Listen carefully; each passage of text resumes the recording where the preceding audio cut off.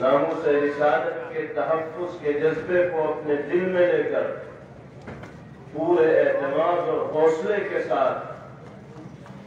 برملا اپنے دل کے جذبات کی ترجمانی کرتا ہے کہ صحبائے عقیدت کے پروانے ہزاروں ہیں،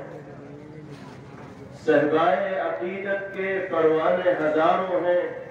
کاندھوں پہ کفن ڈالے دیوانے ہزاروں ہیں، کاندھوں پہ کفن ڈالے دیوانے ہزاروں ہیں، اور گستاخ زبانوں کو وہ کاٹ کے رکھ دیں گے، گستاخ زبانوں کو ہم کاٹ کے رکھ دیں گے، گستاخ قلموں کو ہم توڑ کے رکھ دیں گے۔ دنیا میں محمد کے دیوانے ہزاروں ہیں، دنیا میں محمد کے دیوانے ہزاروں۔ ایک مسلمان کا جناب رسول اللہ صلی اللہ تعالی علیہ وسلم کی ذات پاک کے ساتھ جو جذباتی رشتہ ہے، جو والہانہ لگاؤ ہے، جو قلبی تعلق ہے، اس کا یہ تقاضا ہے، اور اس تقاضے کا مظاہرہ روز اول سے مسلمان اس دنیا میں کرتا چلا آیا ہے کہ وہ اپنی عزت کو نیلام کر سکتا ہے، وہ اپنی آبرو کو قربان کر سکتا ہے، وہ اپنی خواہشات کو پس پش ڈال سکتا ہے، لیکن وہ اس بات کو گوارا نہیں کر سکتا کہ اس کے جیتے جی سرکار دو عالم صلی اللہ تعالی علیہ وسلم کی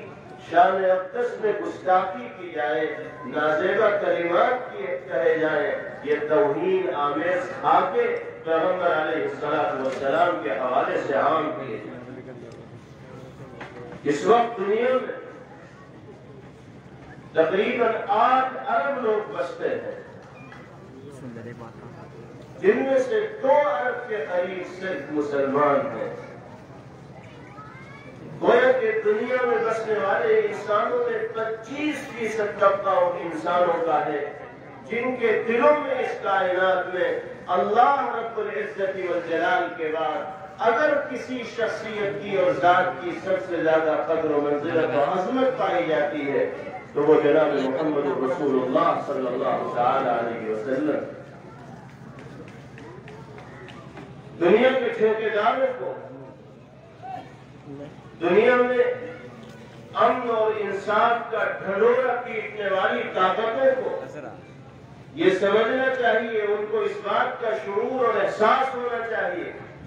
کہ اگر دنیا کا کوئی بدنصیب جناب رسول اللہ صلی اللہ تعالی علیہ وسلم کی شان اقدس میں گستاخی کر رہا ہے تو وہ دنیا میں بسنے والے انسانوں کے 25% طبقے کے دلوں کو مجروح کر رہا ہے، اور جب دنیا کی اتنی بڑی آبادی بے چینی اور اضطراب کا شکار ہوگی تو اس دنیا میں امن و سکون باقی نہیں رہتا۔ اسی وجہ سے ہم یہ سمجھتے ہیں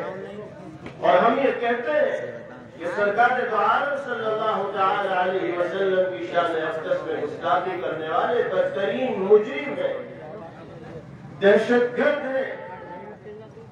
دنیا کے امن اور سلامتی اور انصاف کو غارت کرنے والے اور ختم کرنے والے لوگ ہیں۔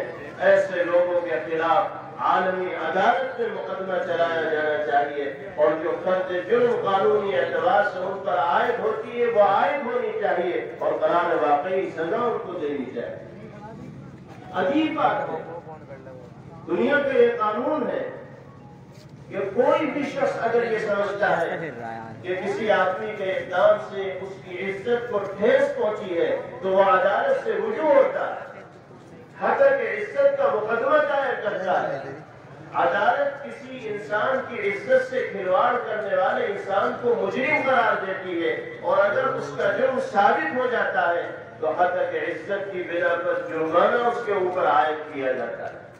ایک عام انسان اپنی عزت پر حرف آنے کی وجہ سے جب عدالت سے رجوع کرنے کا حق رکھتا ہے تو مذہبی پیشواؤں میں سے اگر کسی پیشوا کو کوئی انسان تنقید کا نشانہ بنا رہا ہے، ان کی عزت سے کھلواڑ کر رہا ہے، جناب رسول اللہ صلی اللہ علیہ وسلم کی شان اقدس میں گستاخی کر رہا ہے، تو اس کو جرم دنیا کیوں تصور نہیں کرتی؟ اور اگر جرم تصور کیا جاتا ہے تو ایسے مجرموں کے خلاف کارروائی کیوں نہیں کی جاتی؟ یہ دوہرا پیمانہ اور دوہرا رویہ دیکھنے کو کیوں ملتا ہے؟ مذہب اسلام کسی بھی مذہب کے پیشوا پر انگلی اٹھانے سے روکتا ہے۔ جناب رسول اللہ صلی اللہ تعالی علیہ وسلم نے تو انسانیت کا درس دیا ہے۔ آپ نے لوگوں کے دلوں میں انسانیت کا احترام بٹھایا ہے۔ آپ نے بتایا ہے کہ غیروں کے ساتھ کیا سلوک کیا جائے، کیا برتاؤ کیا جائے۔ آپ نے اپنے ماننے والوں کو اس بات کی تلقین کی ہے کہ کسی بھی مذہب کی بزرگ شخصیت کو کبھی بھی نشانہ نہ بنایا جائے، ان پر تنقید نہ کی جائے، ان کی ملامت نہ کی جائے۔ لیکن اس کے باوجود جناب رسول اللہ صلی اللہ تعالی علیہ وسلم کی شان اقدس میں گستاخیوں کے واقعات یہ کے بعد کی گئے دنیا کے اندر پیش آتے رہتے ہیں، اور مسلمانوں کے جذبات سے کھلواڑ کر کے یہ طاقتیں دنیا کے امن کو غارت کرنے اور نقصان پہنچانے کا کام کرتی ہیں۔ دوہرا معیار اور دوہرا پیمانہ یہ ہے کہ اگر کسی اور مذہبی پیشوا کو کوئی نشانہ بناتا ہے تو دنیا سراپا احتجاج بن جاتی ہے اور اس شخص کو مجرم بنا کر دنیا میں پیش کیا جاتا ہے، کٹہرے میں کھڑا کر دیا جاتا ہے، اس کے خلاف تجاویز اور قراردادیں پاس ہوتی ہیں۔ لیکن کوئی شخص اگر جناب رسول اللہ صلی اللہ علیہ وسلم کے خلاف سازشیں رچتا ہے، آپ کی شان اقدس میں گستاخیاں کرتا ہے، تو دنیا کی یہی طاقتیں ایسے بدنصیب کو مجرم ماننے کے لیے تیار نہیں ہوتی، اور کہہ دیتی ہیں کہ اظہار رائے کی آزادی ہے، جو چاہے اپنی رائے کا اظہار کر لے۔ حالانکہ یورپی یونین کی عدالت برائے حقوق انسانی اس بات کا فیصلہ کر چکی ہے کہ کسی بھی مذہبی پیشوا کے خلاف اپنی زبان سے رائے کا اظہار کرنا یا اپنے قلم سے رائے کا اظہار کرنا، یہ اظہار رائے کی آزادی کے زمرے کے اندر نہیں آتا۔ ایسا شخص دنیا میں عدم رواداری اور نفرت کو بڑھاوا دینے والا ہے۔ یورپی یونین کی عدالت ایسے شخص کی حرکتوں کو عدم رواداری اور نفرت کو بڑھاوا دینے والا قرار دے رہی ہے، لیکن یہی لوگ جو یورپی یونین کی عدالتوں پر ایمان لانے والے ہیں، ایسے موقع پر یورپی یونین کی عدالت کے ذریعے ہونے والے فیصلوں پر بھی کان نہیں کرتے۔ ہونا تو یہ چاہیے تھا کہ اس موقع پر جب فرانس کے صدر نے نبی کریم علیہ السلام کی شان اقدس میں گستاخی کی جسارت کی اور توہین آمیز خاکوں کو چسپاں کرنے کا اعلان کیا، تو ساری دنیا فرانس کے صدر کی دہشت گرد ہونے کا اعلان کرتی، اس کے خلاف تجویزیں پاس کرتی، مذمت کرتی۔ لیکن دنیا یہ تو خاموش تماشائی بنی ہوئی ہے۔ یہ دنیا میں امن اور رواداری کے دشمن فرانس کے صدر کی مذمت کرنے کے بجائے اس کی تائید اور حمایت کر رہے ہیں۔ افسوس کی بات یہ ہے کہ ہمارے ملک کی حکومت تھی فرانس کے صدر کی اس مجرمانہ عمل کی تائید کر کے اپنے ملک میں بسنے والے مسلمانوں کی غیرت سے، ان کے ضمیر سے، ان کے جذبات سے کھلواڑ کر رہی ہے۔ یہ حکومت جس نے ملک کی شناخت اور روایات اور پہچان کو مٹانے کا گویا کہ عزم کر رکھا ہے، ارادہ کر رکھا ہے، یقین بات کی گئی اس حکومت کے ذریعے وہ فیصلے ہوتے ہیں کہ جس کے نتیجے میں ملک کی شناخت اور پہچان ملیا میٹ ہوتی ہے۔ ہمارے ملک کی پہچان ہے رواداری، ایک دوسرے کا احترام، عزت نفس کا خیال۔ مختلف مذاہب کے ماننے والے اس ملک کے اندر آباد ہیں۔ اس موقع پر ہمارے ملک کی حکومت کو فرانس کے صدر کی اس گستاخانہ حرکت کی مذمت کرنی چاہیے تھی، لیکن مذمت کے بجائے یہ دیکھ کر افسوس ہوتا ہے کہ حکومت اس ملعون کی تائید میں کھڑی ہوئی۔ یہ سچائی ہے کہ جناب رسول اللہ صلی اللہ تعالی علیہ وسلم کی شان تو ایسی رفیع ہے اور ایسی عظیم ہے کہ جو آپ کے خلاف سازشیں رچتا ہے، آپ کو تنقید کا نشانہ بناتا ہے، وہ خود منہ کی کھاتا ہے، دنیا اسی کے اوپر تھوکتی ہے۔ میرے آقا کی عزت پر، رفعت پر، سربلندی پر نہ آج آئی ہے اور نہ آ سکتی۔ جس شخصیت کو اللہ رب العزت والجلال نے عظمت عطا فرمائی ہو، توقیر عطا فرمائی ہو، بزرگی اور فضیلت عطا فرمائی ہو، اس شخصیت کو چند دریدہ دہن لوگ تنقید کا نشانہ بنا کر، یہ ان کے توہین آمیز خاکے ملا کر ان کی عزت کو ملیمیت نہیں کر سکتے، ان کی عظمت اور رفعت کے اوپر آنچ نہیں لا سکتے، لیکن ہماری یہ ذمہ داری اور فریضہ ہے کہ اگر اس طرح کی کوئی حرکت دنیا کے اندر ہو تو ہمیں تحفظ ناموس رسالت کی خاطر میدان عمل کے اندر آنا چاہیے اور اپنی استطاعت و طاقت و قوت کے بقدر اس طرح کی گستاخانہ حرکتوں کی پرزور الفاظ میں مذمت کرنی چاہیے اور اپنی عوامی طاقت کے ذریعے، ایمانی طاقت کے ذریعے حکومت کو اس بات پر مجبور کر دینا چاہیے کہ اس طرح کے مجرموں کے خلاف قرار واقعی سزا کا فیصلہ کیا جائے اور ایسا عبرت کا نشان ان کو بنایا جائے کہ آئندہ کسی اور کو جناب ناموس رسالت کے تحفظ کے جذبے کو اپنے دل میں لے کر پورے اعتماد اور حوصلے کے ساتھ برملا اپنے دل کے جذبات کی ترجمانی کرتا ہے کہ صحبائے عقیدت کے پروانے ہزاروں ہیں، صحبائے عقیدت کے پروانے ہزاروں ہیں، کاندھوں پہ کفن ڈالے دیوانے ہزاروں ہیں، کاندھوں پہ کفن ڈالے دیوانے ہزاروں ہیں، اور گستاخ زبانوں کو وہ کاٹ کے رکھ دیں گے، گستاخ زبانوں کو ہم کاٹ کے رکھ دیں گے، گستاخ قلموں کو ہم توڑ کے رکھ دیں گے۔ دنیا میں محمد کے دیوانے ہزاروں ہیں، دنیا میں محمد کے دیوانے ہزاروں۔ ایک مسلمان کا جناب رسول اللہ صلی اللہ تعالی علیہ وسلم کی ذات پاک کے ساتھ جو جذباتی رشتہ ہے، جو والہانہ لگاؤ ہے، جو قلبی تعلق ہے، اس کا یہ تقاضا ہے اور اس تقاضے کا مظاہرہ روز اول سے مسلمان اس دنیا میں کرتا چلا آیا ہے کہ وہ اپنی عزت کو نیلام کر سکتا ہے، وہ اپنی آبرو کو قربان کر سکتا ہے، وہ اپنی خواہشات کو پس پش ڈال سکتا ہے، لیکن وہ اس بات کو گوارا نہیں کر سکتا کہ اس کے جیتے جی سرکار دو عالم صلی اللہ تعالی علیہ وسلم کی شان اقدس میں گستاخی کی جائے، نازیبہ کلمات کہے جائیں، یہ توہین آمیز خاکے پیغمبر علیہ السلام کے حوالے سے عام کیے۔ اس وقت دنیا میں تقریباً 8 ارب لوگ بستے ہیں، جن میں سے 2 ارب کے قریب صرف مسلمان ہیں۔ گویا کہ دنیا میں بسنے والے انسانوں میں 25% طبقہ ان انسانوں کا ہے جن کے دلوں میں اس کائنات میں اللہ رب العزت والجلال کے بعد اگر کسی شخصیت کی اور ذات کی سب سے زیادہ قدر و منزلت و عظمت پائی جاتی ہے تو وہ جناب محمد رسول اللہ صلی اللہ تعالی علیہ وسلم۔ دنیا کے ٹھیکیداروں کو، دنیا میں امن اور انصاف کا ڈھنڈورا پیٹنے والی طاقتوں کو یہ سمجھنا چاہیے، ان کو اس بات کا شعور اور احساس ہونا چاہیے کہ اگر دنیا کا کوئی بدنصیب جناب رسول اللہ صلی اللہ تعالی علیہ وسلم کی شان اقدس میں گستاخی کر رہا ہے